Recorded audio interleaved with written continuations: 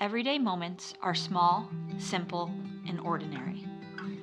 We can often grow frustrated with them, yet these are the moments that create our lives. Following Jesus is the same. What if following Jesus was more about the ordinary moments rather than the extraordinary? What if being with Jesus was more important than doing for Jesus? What if my spiritual life was dependent on everyday, ordinary rhythms of being with Jesus? An everyday disciple being with Jesus to be Jesus to others. Okay, here's the question. Okay, this is self-reflective. How many notifications do you get on any given day? Right? How many notifications do you get on any given day? From messages to phone calls to apps, social media, emails, right? Do you know, if you're an iPhone user, I imagine any other smartphone would have this, you can go to the settings and you can find notifications, or you can find kind of where it tracks your use, and you can find out exactly how many notifications you received in a day. In some ways, it's crazy. In some ways, it's ridiculous. In some ways, you're like, that's revealing a lot, right? And what goes on inside of my life. Here's an argument I will make about notifications.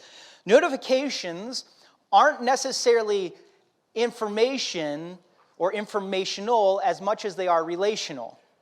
Notifications aren't necessarily as informational as they are relational. Here's an example. Me and my wife, we have kind of this working rhythm during the week. When I'm at work and I'm in meetings and she needs to get a hold of me, we have this rhythm, this understanding of when I need to pick up the phone and it's an emergency and when it's not. So if I'm in a meeting and my phone starts to ring and I look at it and it's my wife and it's an important meeting that I'm in, I won't answer it.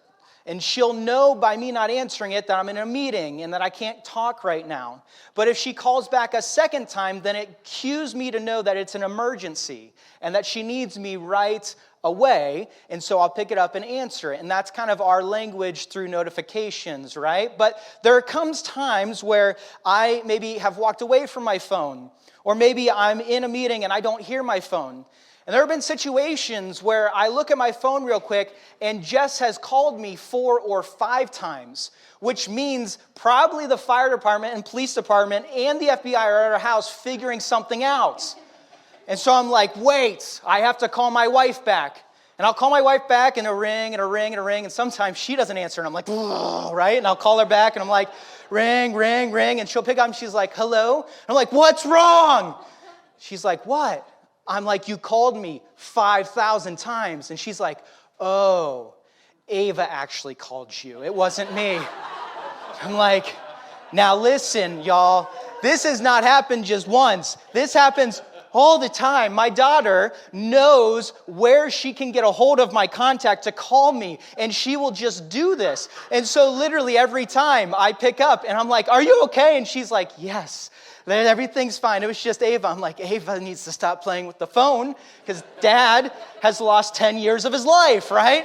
It's ridiculous. Here's the reality, right? In that situation, it's very apparent that notifications are relational, right? The way I respond to that notification, the way that I engage that notification is not just, oh, Jess called me and I missed it, right? That maybe is 5% of it. The rest of it is, why did she call me? Why does she need me? What's going on the other side? What's happening, right? 4 or 5 times, it's like something major must be happening.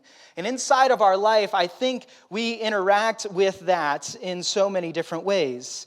Notifications continue to remind me, whether it's messaging, calling, liking, sending, they all imply relational things. And here's the reality. I believe that in our everyday walk with Jesus, our everyday discipleship to Jesus, there are notifications per se.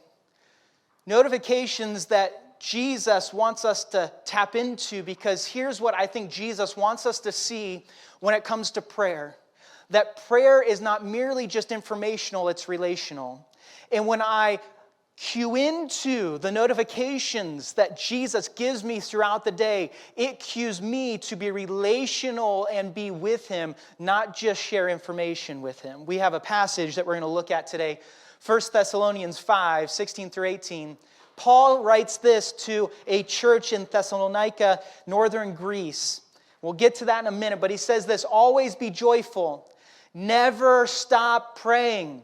Be thankful in all circumstances, for this is God's will for you, who belong to Christ Jesus. Here's the reality, an everyday disciple is in constant conversation and encounter with Jesus.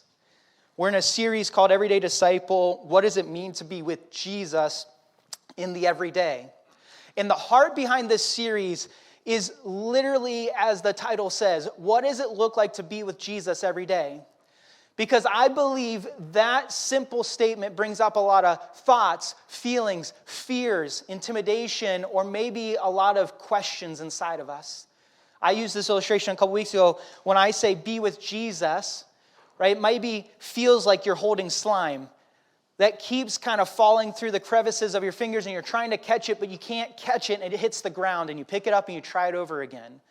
We may be able to explain what it means to say yes to Jesus, but to be with Jesus, to allow him to form every part of my life feels like I'm trying to catch slime that is impossible to catch or hold on to.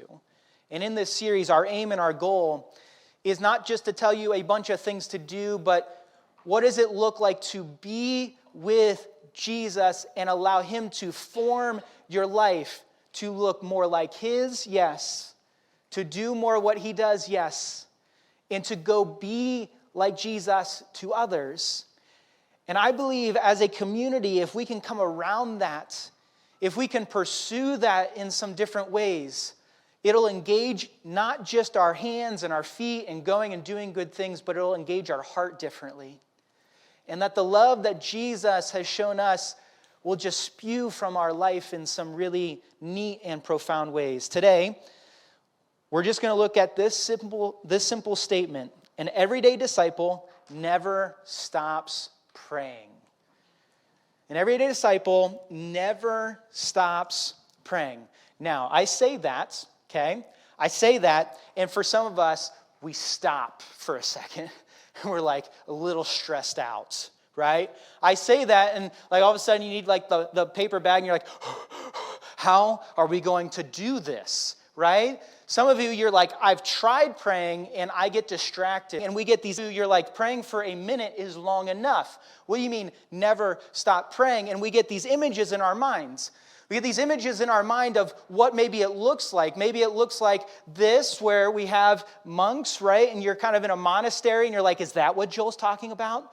Where like all I do is pray all day, every day, right? For some of us, it's that. For others of us, we get this idea of, it's like a room, a prayer room. We're like, what room in my house am I going to spend 24/7 in, right? And prayer rooms are awesome, but you're like, I don't know if I have time, ability, space. I'm not sure. What do you mean? I have kids, I have work, I have life, right? An everyday disciple never stops praying. Well, I have to do stuff, Joel, and I understand that. And I think maybe Paul understands that too. So what are we talking about when we talk about an everyday disciple never stops praying? How do I never stop praying?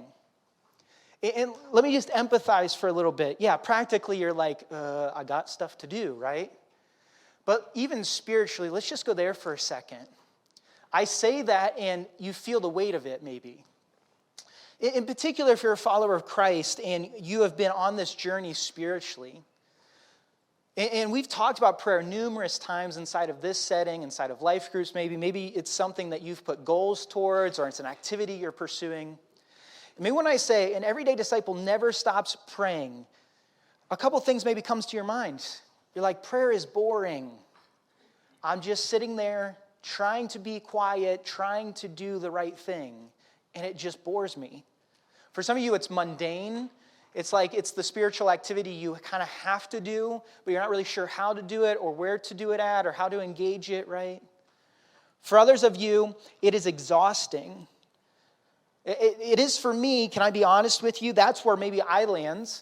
I've maybe traversed boring and mundane, but it's exhausting because you start praying and then you're like, there's 1,000 things I could be praying for right now.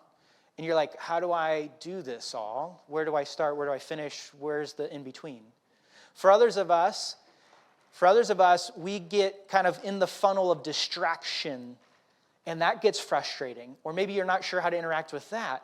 You're like, I just get distracted all the time with the things on my email or the things I got to do at work, or kids coming down from their bedrooms and trying to figure out what's for breakfast and how do we get going, right? And I think actually, if we were to be honest, prayer can feel very burdensome. And that's why I love this passage. Because I think Paul is actually giving us some sort of encouragement in the midst of this. That what if never stop praying wasn't as much of a burden as it is a delight? What if it is Paul giving us some handlebars on how to interact with prayer and what our day can look like around being with Jesus? And what if it looked like receiving and sending notifications, not just spending hours and hours and hours trying to figure it out in a quiet room with nothing around me, which those spaces are good, but they're not practical all the time. What would it look like to jump into that? What does Paul mean? Okay, what does Paul mean? We're going to look at 1 Thessalonians 5 for a little bit. Then we're going to jump to Psalm 34 to kind of practically walk through this. Okay, because I think there's some practicality to what does it mean to never stop praying? What does it mean to be with Jesus in that? What does it mean to sit there and to listen? What does it mean to share with Jesus? What does it mean to engage his heart? What's interesting about this letter is Paul, he's writing to the church in Thessalonica. It's a church in northern Greece. And if you read the letter, you read through 1 Thessalonians in particular, you'll see that Paul has a deep affection towards this church. The way that he talks about this church, and a lot of his kind of paragraphs and his wording and his verses are structured around, I have a deep affection towards you, I love you, I've heard about your faith, I'm encouraged by you, I appreciate you. So he's not just talking to a church he doesn't really know. He is deeply connected to this church and wants them to know that. And he's also deeply connected past affection. He has some similar experiences to what they're going through. Paul, if you read any sort of his letters, you'll notice that he usually is going through some form of suffering or challenges. And the church in Thessalonica is going through the same, primarily for their love for Jesus. And inside of their love for Jesus, they are facing persecution and suffering and backlash and pushback to what they believe and how they are living. And as Paul is writing, I think he is writing not only to share with them a deep, deep affection, but he's sharing with them to give them maybe a simple yet profound encouragement. He has a simple yet profound encouragement inside of this. Inside of those 3 verses we looked at, he talks about being joyful in all circumstances and giving thanks to God, which we don't have a ton of time to talk about this morning. We've talked about it before. But I think he wants them to align their life to who God is, what he's done for them, and who they are out of that, not the circumstances around them. That a joy and a thankfulness can exist outside of circumstances and comfort going well for me. And he's encouraging them in that the joy of the Lord is your strength. It is enough. And thankfulness rising up in you creates a joyfulness, creates a gratitude. It allows you to see over what you are experiencing. But he also says never stop praying, which maybe is the assumed verse inside of those things. They probably were like, of course, Paul, right? That's the thing that you should write. Never stop praying. But here's the reality. When life is going not so great, even when life is going great, let's be honest, there are moments where instead of kind of hovering above what's going on, we're too much in the thick of it. And we forget to engage the heart of the one who is with us in it. And so when Paul is saying never stop praying, I think he's literally encouraging them that way. And it's profound because, to use our language a little bit, I think Paul is encouraging them. He's encouraging them to never stop looking for notifications from God and responding as such. That I just wonder if Paul lived in the 21st century with a smartphone, right? How dangerous would that be? He just would be able to go off on social media and do whatever, right? But I think he would say, look at it as if you were getting notifications from God. Well, how? well, and wherever your day is at and whoever you're with and whatever the day brings you, that there are moments, because we believe God exists in it all and has stepped into our world in it all, and that there's nothing that's by coincidence, but that God's presence is present with us. And if we are going to recognize that, we are able to respond to him as such. And we're going to look at what does that mean to respond as such here in a minute. Because this is what I believe about prayer. Prayer is a gift. It is a gift that is both relational and formational. It is a gift that is both relational and formational. I believe prayer is not you pray and information bypass, right? Where you read the Bible, God gives you information, and then you pray and you give back information. That prayer is more relational and formational than we give it credit. Well, how? Prayer is relational because Jesus, first and foremost, made his way towards us so that we could have a relationship with God. I've heard it argued in a prayer book that prayer is one of the first gifts of salvation that we receive. That we're able to relationally interact with the God of the universe as Father, as Savior, as King, as Lord. It is relational status. And so when you look at prayer as relational, it's not just information we bypass, but literally it was bought at a price. What price? The price of Jesus' life, ultimately on the cross, in place of ours, and then rising again so that we could have a relationship with the God of the universe. In prayer, coming out of that, it calls for us to yearn for that relationship, to dive into that relationship, to interact with that relationship in some profound ways. I believe that ultimately it's relational because in saying yes to Jesus, we ultimately enter into a relationship where we recognize our deepest need, and trying to fill our deepest need by our own means is what some would call sin. Filling our deepest need with our own means leads to sinfulness. And when I recognize the relationship that I have with God through Jesus, it begs for me to recognize my deepest need can only be met by him, and I need to run to him in the midst of that. Right? Prayer is relational. That's why I love the Psalms. The Psalms rarely just communicates information. You just read it and you just kind of get stiff a little bit. You're like, that is so relational. You're like, I do that. Maybe I'm the only one here. I read it and I get a little bit frightened. I'm like, can I be that relational to God? And what David and Solomon and others, Asaph and all of them are doing is they're presenting to us the relational side of prayer that really draws out of what? A relationship with Jesus. We can start to interact with the God of the universe as son and daughter through that, but also it's formational. Like I just said, it's formational primarily because it recognizes my deep need for God and him being the only one who can fill that.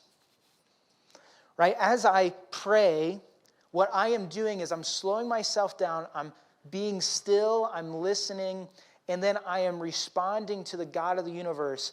And doing that long enough will form you around who he is, what he's done for you, his heart, his character, his love for you, his call on your life, and how to live out of that. Not live out of what the world is telling you, what lies are telling you, what deception is telling you, what others are telling you.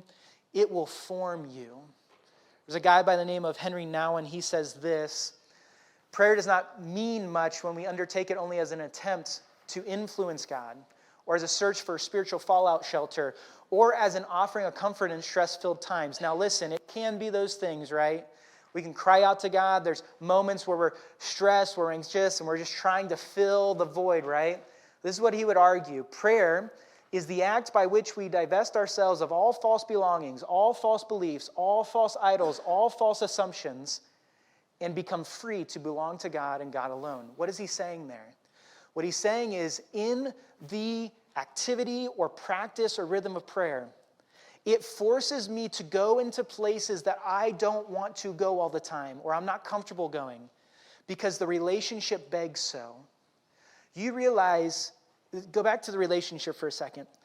The deeper a relationship is, the deeper that things will be revealed. Right? The longer you're married, the more you find out about each other. Right? And the deeper the things need to be brought to the surface. The same with God. One of my biggest things in my relationship with God, my spiritual journey that I struggle with is that the closer I get, the more it gets revealed, and the more uncomfortable I get to interact with God. Because I'm not worthy now, I'm unclean, or I have all this mess. I'm not sure he wants to deal with that. And that's exactly what God wants to deal with his grace and his truth and his love, is that he wants us to be able to divest of ourselves to him because he is safe, he cares for us, and he wants to transform us. And as we do, we start to belong to God and start to understand that him alone is the one that can meet our needs. As I interact relationally, it starts to form me from the inside out. Now, when you start praying, it's not going to feel like that. It's going to feel like you're trudging through a desert looking for some water. And yet the longer you go, just like in any relationship, the closer you get, the more formidable things take place, and all of a sudden your heart starts to run after it. So, never stop praying is relational, it is formational, and I would argue this, it is an awareness of notifications and responding to such. Why? Is it because I have to do it all day long? Is it because I need to pray? Is it because it's the duty or it's the activity? No. Because just like all of us, we interact relationally throughout our day in so many ways. And the God of the universe wants to invite you into that. He wants you to go from just, I have a morning time, to it's all day, everyday time. To go from, I don't know how I'm going to set that morning time aside, to, don't worry, I'm with you all day, every day. He wants to invite you into a relationship, not just information wavelengths. Why? Because he loves you. He wants to be with you. He wants to interact with you. And he wants to interact with your questions and your frustrations. And we'll get to that here in a moment. Psalm 34 is where we're going to jump in to see this actually play out. Okay? Because I think King David gives us maybe a picture of this idea of never stop praying or pray without ceasing inside of Psalm 34. And he does so in one of the most humbling moments of kind of his writing of Psalms. He has a few of them, but this is a humbling moment for King David. Because here's the context to what's happening. King David, he has been king for a little bit now. If you remember back in Samuel, if you've read in Samuel before, you've read the story of David and Goliath. David is an Israelite, Goliath is a Philistine, right? And my daughter loves this story, right? David knocks out Goliath with just a stone, and it's a good old day, and the Israelites win, right? Well, if you fast forward to where Psalm 34 is, David is on the run. And he ends up going to the Philistine country to seek what? Refuge and safety. You get my vibe there of why this could be a tense moment and a humbling moment for King David? He's going to his very enemies for refuge and safety. He's going to his very people that he destroyed, their big guy, the champion, for refuge and safety. He's trying to figure out where he can meet his deepest need. Well, in the process of that, he realizes this isn't so good, right? Very quickly, he's like, I shouldn't be here. This is where I shouldn't be for refuge and safety. So that literally the subtitle before says, David acted crazy in front of the king so that he could get out of that situation and find safety somewhere else. That literally the king of Israel had to, and I'm not sure what acting crazy meant or looked like, but literally humbled himself by acting a fool so that he could get out of the situation. Maybe he was like, if I just act dumb enough, they won't want me to stay here, right? And he did that. And he's saying this psalm out of it. And I think, listen, this is really important to note. Eyes up here. Do you notice the first thing that David does after he's humbled in the situation he's in? He runs into the real refuge, his relationship with God. How often do I, when I'm humbled or circumstances don't go my way, or I falter, or I sin, or there's shame or guilt, that I want to hide, and I want to cower, and I want to step back. In David, a man after God's own heart, I don't think it's because he was perfect that title's given to him. I think it's because he continually ran into the heart of God no matter what the situation and circumstance was. And that's what he does inside of this passage. Psalm 34, out of this moment of humbling where he's acting crazy. He kind of ends up in this cave with these other guys, and it's a speech or a song speaking to this relationship he has with God. Psalm 34, verse 1 through 7, we're just going to look at it in chunks and go from there. I will extol the Lord at all times. His praise will always be on my lips. I will glory in the Lord. Let the afflicted hear and rejoice.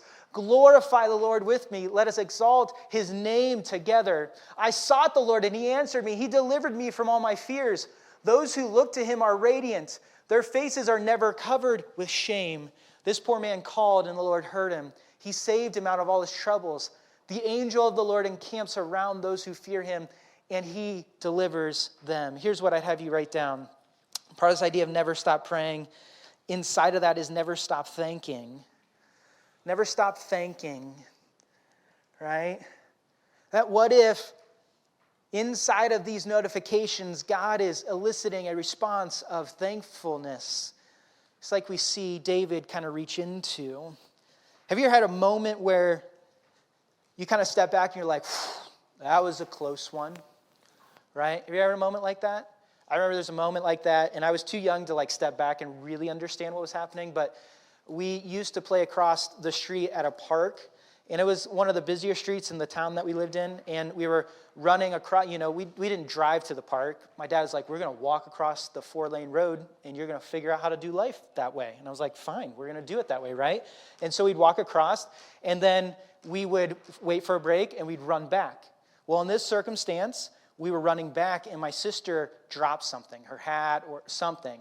And I, being the big brother, risked my life to go back out as a car was coming at me, right? And so I went and grabbed it, and my dad pulled me back, and I guarantee he was like, that was a close one, right? Have you just been in those moments where you're like, that was just too close? David was, right? He was grabbing the hat, or he was acting crazy, and he probably stepped back and he was like, that was a really close one. And what was his response? His response was a thankfulness and a gratitude towards God. Like, whoa, okay, thank you, God, for who you are to me and what you've done for all of us. David, I think, is thanking God for maybe 2 reasons here, and it's really important to note. I think first, he is thanking God because he recognizes he was trying to meet his need on his own. Ever think about that? David actually was responding to God not just purely because God is great and amazing, but his deepest need and his lack of filling that the right ways led him to a thankfulness to God. Like sometimes my sin or my shame or my guilt will lead me into thanking the God of the universe as I recognize that I've tried to fill it my own way and that he is the only one that can fill it. And that I've been trying to fill it another way, and it leaves me in chaos, it leaves me in desperation, it leaves me in difficulty. And thanking God is just an overflow of what I've experienced. He's trying to find refuge in his enemies and his cry for help, ultimately, that he didn't bring to God. Now listen. We're not David, right? We're not visiting Philistines and asking for refuge in a place. Maybe our enemies aren't chasing us literally. But have you ever been there? Just sit on that for a moment. Don't think, I'm not David. My life's pretty, this and that. Have you ever tried to find refuge in someone or something outside of the God of the universe? Have you ever sat there where you're trying to seek shelter, safety, maybe salvation in someone else or something else, a relationship, a workplace, my salary, my kids, my own spiritual goodness? Have you ever been there where your deepest need rises to the surface and there's no way out? You're trying and you're trying and you're trying, but you can't figure it out. Because in the desperate need for relationship, fulfillment, satisfaction, purpose, we can run to the wrong things, and that's what David did. But secondly, I think that he in this moment clearly recognizes that God is the only one who can meet that need, right? He recognizes in this moment God is the only one. He uses words like glorify and praise and exalt. All these words are not just words that we attribute informationally to God. What is David doing? He is relationally getting on his knees and saying, I am humbled, you are greater. It is a relational interaction. It's not just an informational, like God's the creator of the universe, we praise you, God. It's like, God, I cannot do this on my own, and I am literally going to use words that humble me even more and bring your greatness to the surface because you're the only one who could save me, who could rescue me, who could do for me what I could not do for myself. And in thankfulness, a never stopping of thankfulness, not only does that flow out of sometimes sinfulness that gets revealed in my life and ultimately allows me to connect to Jesus in that, but purely just looking upon what Jesus has done for me, what God has done for me through Jesus, it leads me to recognize and raise up thankfulness to him. I love the words that he continues to use. He delivers me, saves me, covers our shame. Listen, what is David doing here? He's pointing us to Jesus. The fullness of this passage is in the work and life and truth and grace of Jesus. That you and I freely, in its fullest, can say that and trust that. Why? Because Jesus has lived the life that you and I could not live, died the death that we deserved, and rose again so that we could have life. To do what? Save us, deliver us, cover our shame, and to answer the sin that you and I struggle with every day. Listen, when we walk throughout our day-to-day, there are times where notifications get brought to the surface. There's times where life happens and I'm running towards things that will never bring me salvation, safety, refuge. There's times where I'm just drawn to see the wonder and the beauty and the glory of God through what he's done for me in the largest possible way through the good news of Jesus and in simple cherry on top ways also. And that sort of notification leads me to never stop thanking. Our thought about just waking up is a reminder that his grace and mercy exist inside of our life. Thank you, God. Thought about the family, the relationships around you allows you to respond in a thankfulness. Do you ever just stop and think? I just do this sometimes.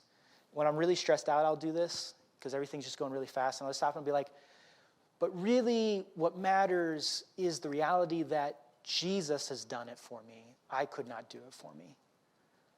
You just stop in your tracks and you're like, why am I frustrated about this? Why am I stressed out? And it's usually because I feel like I have to accomplish something and I forget that he's accomplished it all for me. And I get to sit under his grace inside of that. Never stopped thanking. So the question I ask is this: am I aware of the goodness and the good news of God in the everyday? Am I aware of the goodness and the good news of God in the everyday? And really, oftentimes that starts a prayer of thankfulness. Often will start in a confession of neediness. I just need you, Father. And you have done this over. You've saved me. You've delivered me. You've covered me. He continues, though. Never stop thanking is one. Psalm 34, 8 through 14. This is where David continues. Taste and see that the Lord is good. Blessed is the one who takes refuge in him. Fear the Lord, you his holy people, for those who fear him lack nothing. The lions may grow weak and hungry, but those who seek the Lord lack no good thing. Come, my children, listen to me. I will teach you the fear of the Lord. Whoever of you loves life and desires to see many good days, keep your tongue from evil and your lips from telling lies. Turn from evil and do good. Seek peace and pursue it. Here's what I have you write down. We never stop thanking, but we also never stop trusting as we never stop praying. Right? That every day we're presented with opportunities to go to him in trust. I think the question that David would present to us is, where is our place of refuge? Refuge is literally, it means safety or a place of safety, a place of rest, a place of salvation. What is your place of refuge? Where do you find rest? Where do you find safety? Where do you find protection for your life? Like I said already, right? Oftentimes we can wrestle with that. David looked for refuge outside of the relationship with God. And oftentimes we can struggle with that. Well, if I do more work, or if I have more money, if I have better relationships, if I do this or if I do that. And what I love about where David goes is he clearly says our refuge is found in Jesus. Our refuge is Jesus. And as we find refuge in Jesus, trust and reverence towards Jesus develops. And I love that. He uses two kind of words here underneath of that refuge statement. Trust, right? And he uses that in a lot of different ways. And then the fear of the Lord, which literally is not like I'm scared of God, but it is a reverence or respect for God. And those two things hold hands. As I trust, I'll respect and revere. As I trust, I'll lean into. As I taste and see, as I find refuge in, I will respect what he is about, who he is, and where he's leaning me into. And David invites the men in the cave to lean into God as their refuge. Trust, fear, reverence, taste and see that the Lord is good. And out of that obedience flows that as I sit inside of my relationship with God and trusting him and fearing him, it'll lean me into where I need to be with him, where I need to be him to others, how I need to live with him inside of that.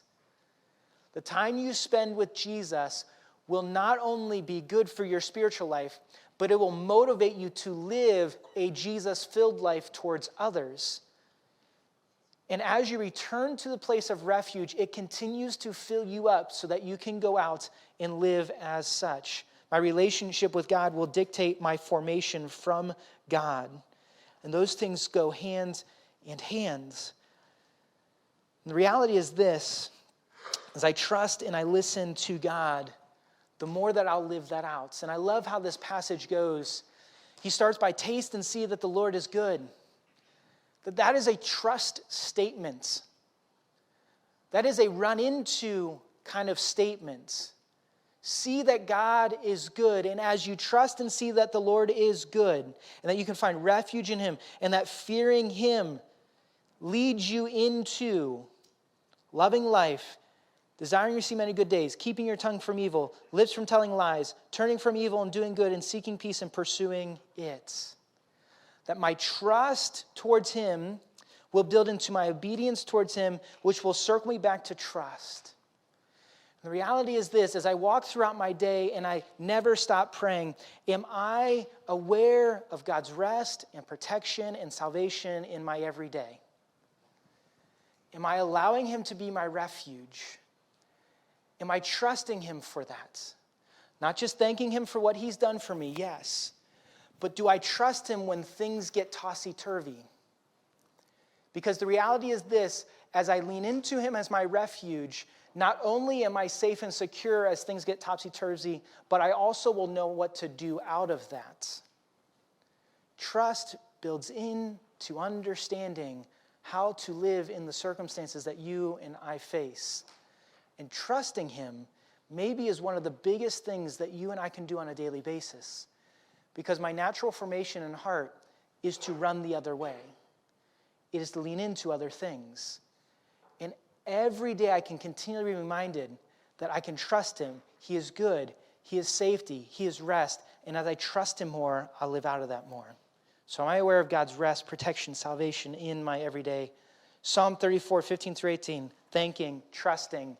The eyes of the Lord are on the righteous, David says, and his ears are attentive to their cry.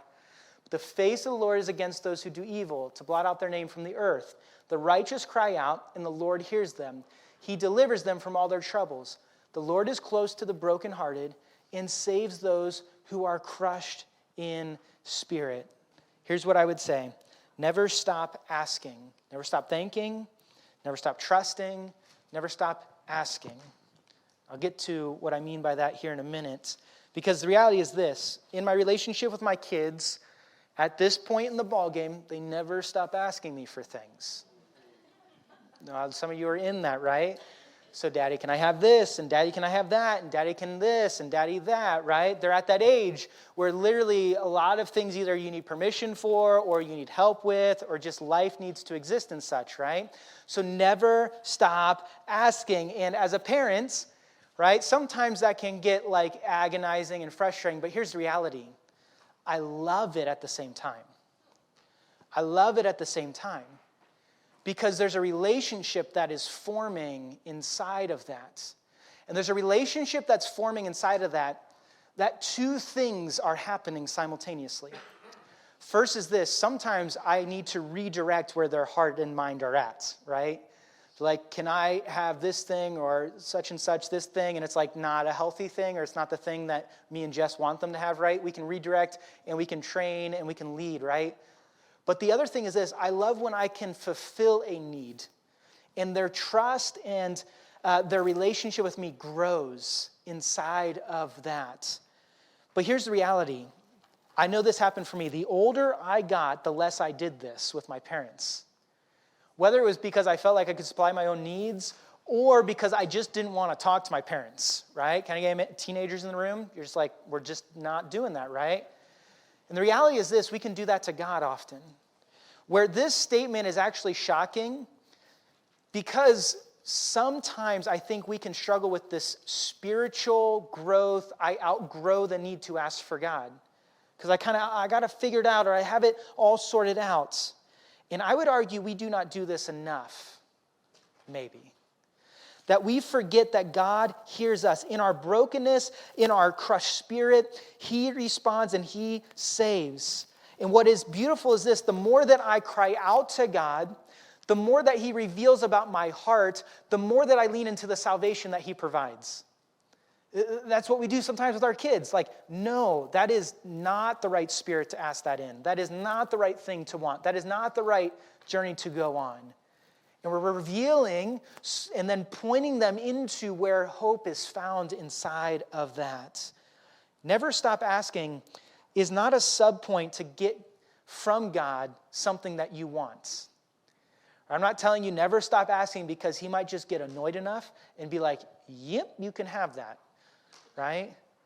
But rather, what if never stop asking was a way that we engaged our heart with God? That as we asked, He revealed and He answered in ways that sometimes we expected, most of the times in ways that we did not expect. Here's the reality. As I go throughout my day, I know this for me. I run into lots of different situations. Whether it's people situations, personal situations, internal situations.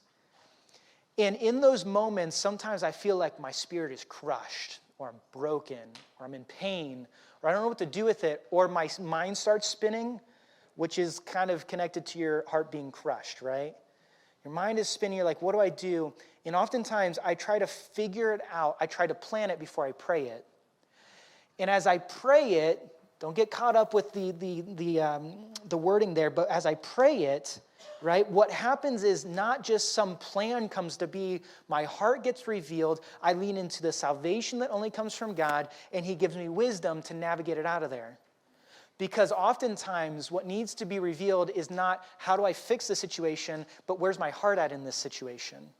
And as that gets revealed, then maybe a solution figures its way through. And the reality is this, I need to never stop asking for my own salvation to work itself out in my life. I quit too soon. And like I said yes to Jesus however long ago, and that's what I need to do.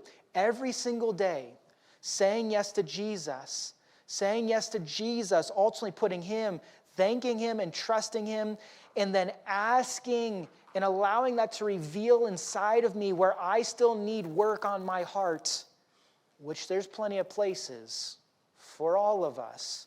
It doesn't end in a one-time moment.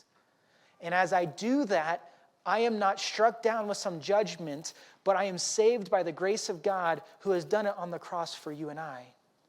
But also, I need to never stop asking for others. You never stop asking for others. And what I mean, yes, salvation, of course, we are always praying for others. Yeah, that guy that cut you off in the highway, you pray for them. You never stop asking for salvation for them, right? Your thought about that, instead of being like, beep, beep, beep, beep, you're like, I'm going to pray for them, which I know none of you do, right? Have you ever thought about praying for them? Never stop asking, Lord, I don't know where they're at right now. Have you ever thought about the people you sit next to at work? Just never stop asking. Some of us, we have very involved jobs, and you have breaks. Some of you have jobs where you can kind of mentally break at different points and never stop asking. Even if there's someone struggling with something, prayer request, never stop asking. Why? It'll reveal something in you. You could ask for the sake of God to reveal something in them. Why? Not so that they feel the pain of it, but so that they run into the grace of God in the midst of it. That as we never stop thinking, as we never stop trusting, as we never stop asking, we ultimately inside of that start to get formed. We start to get formed on how to interact with God and how to interact with others. The question I would end this with is, am I aware of God's revealing and returning in every day? Am I aware of God revealing ways that I can ask, revealing things inside my heart around that, and returning his grace in place of that? Listen, these ideas of notifications, they're not a to-do list. They're not an information channel. They're a relational channel. What if every day God brought to the surface moments that made us aware of either thanking him, trusting him, or asking him?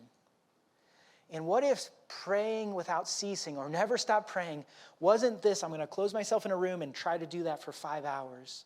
But what if it is as you go throughout your day, as you interact with that person, as you pass someone on the sidewalk, as you interact with your best friend, as you go to work, as you struggle with, does my success define me?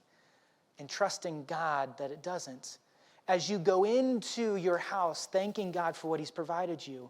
As you wrestle with really hard decisions throughout your day, remembering that at the foundation of all, God has done the work through Jesus, and he invites us into that, not out of guilt, but out of grace. There's a famous passage, Psalm 46:10. And I'm using a different version very specifically. I'm going to have the worship team come up, because we're going to end in a song and some reflection. This is what the psalmist writes in Psalm 46. Oftentimes you hear it said, be still. Another translation says, stop fighting and know that I am God. Exalted among the nations, exalted on the earth. I think there's a larger context to this, but I wonder personally, if we were just to take it there for a second, how often do I fight internally and sometimes externally? How often am I fighting inside of myself to figure out who I am, what I'm supposed to do, where my refuge is, what success looks like, where approval comes from, where acceptance is at? How do I get rid of this guilt and shame? And I am fighting all the time. What the psalmist says is, stop fighting and know that I am God. I believe when Paul says, never stop praying, he is looking at us and saying, be still. The most important step you can take inside of never stop praying is being still and allowing God to direct you towards thanking, trusting, or asking. And inside of that, what comes out is know that I am God and you're not. What comes out of that is glory to God, not glory to self. What comes out of that is the good news of Jesus, not the good news of Joel. And through that, it forms me and it bonds me to a relationship that I can walk through any circumstance, any situation in the midst of. So today, we're going to challenge you to two things, okay? In the back of your seats are these cards, the 21 Days of Prayer and Fasting cards. If this is your first time or you're new to Grace, don't feel any pressure to engage with this, or if you feel uncomfortable. But we've been talking about this the last 2 weeks about what would it look like to place our heart on a platter, literally, with God, to pray and fast for 21 days. And what we're doing is we want to encourage you to engage that. We're going to give you a minute here to fill that out. You don't have to turn that into anywhere or anyone. It's yours to keep track of the 21 days. But we're asking you to consider to pray and fast for 21 days. Why? To develop a craving for God and compassion for others. That's why on the sheet it says fasting from one thing. That can be a meal, that can be a type of food, that can be technology, and pray for one person. If you need more explanation, there's a QR code that takes you to a video that we made to help explain why and what it looks like. That is my first challenge. And as we go, we want you to follow on social media because we're going to go 21 days with you through the avenue of social media.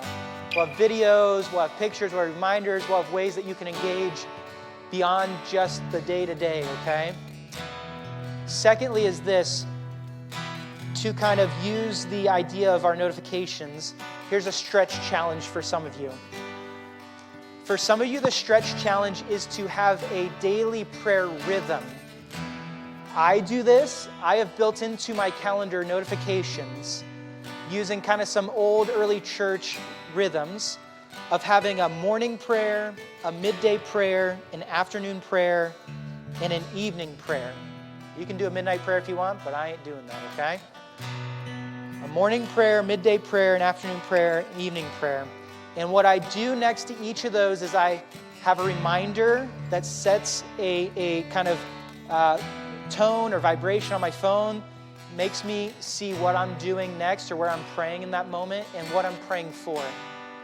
If you want to be stretched and literally add notifications of prayer to the notifications you get, this is a very tangible way to do it.